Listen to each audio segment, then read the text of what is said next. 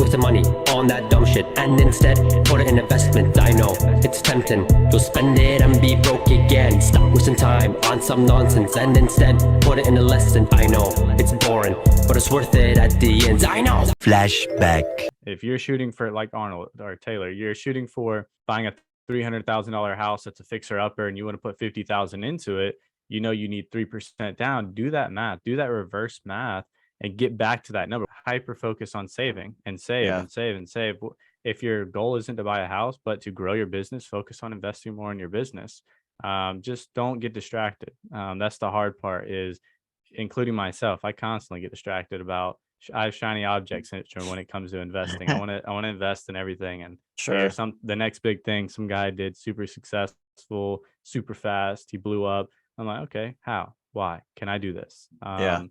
And so that's the next thing, like that. I always have to get myself focused back on track. End of flashback. And that's the hardest part. So if you can remember your goal, at one point I wrote all my goals down or actually typed them out.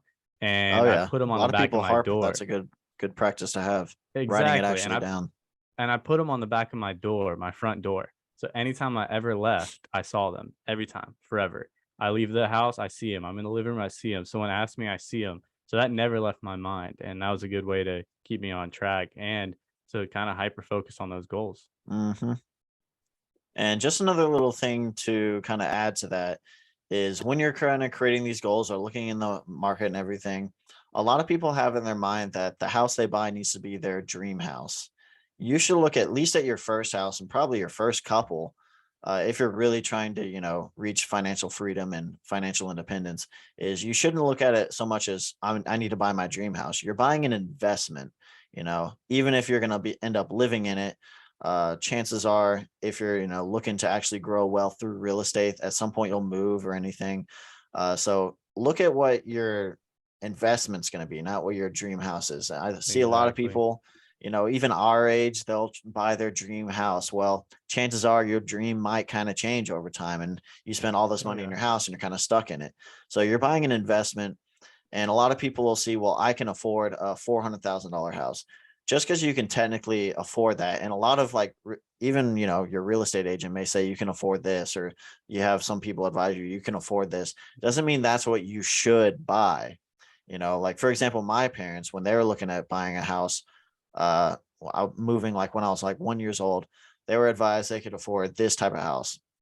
Well, they're like, yeah, but all these different expenses, different things, so you never know what to expect.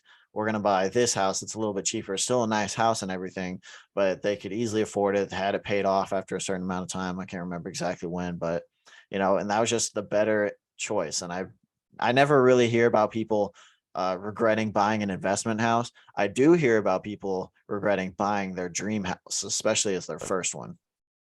To an extent on the investment house, if someone comes in and it's a horrible tenant, you're like, yeah, that's a hard memory to forget. But no, we totally get what you're saying. And I guess the rule of thumb, if we had to think, or when I'm thinking about it, is especially the house I'm living in, I want it to be less than 20% of my monthly income.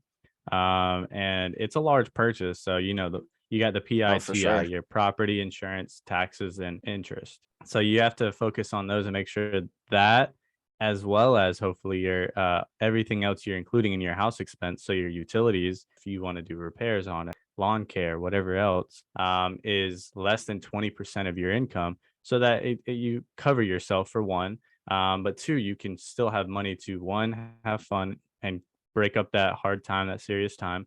But two, so you can go and invest in more properties. You can put aside for another investment.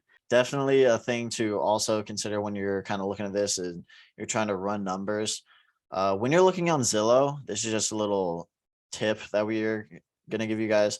You'll see the price, and then below it'll say your estimated monthly cost and everything. That is not your actual monthly cost. There are so many other things that are going to go into this. They don't include the maintenance.